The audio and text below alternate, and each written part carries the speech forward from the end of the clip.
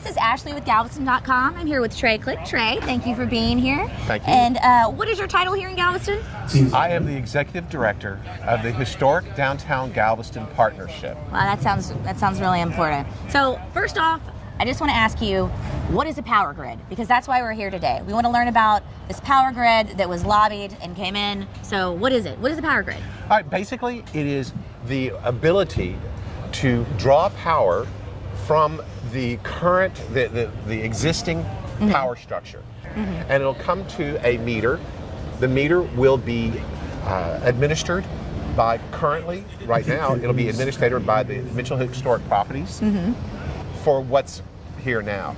The extension of this will be run probably by the city of Galveston because it'll be on different poles in different places.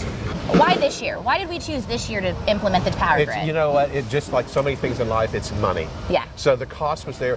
To do the complete power grid for downtown to cover things like a Lone Star Rally and stuff, the cost of that was $184,000. That's not a budget item that we would ever have in my grasp. Right. What is a benefit of not using generators? What are some benefits of not using generators? Well, first of all, generators run on diesel. Yeah. And so you burn diesel, and not only that, you also have to replenish diesel during the rally. You have opportunities, which we had some last year. It can be spilled, it can get out. It's environmentally not something you want, or something we want in downtown. Yeah, I totally agree. I guess my last question would be, do you think that this is going to be the standard for all other festivals going on forward? We would hope.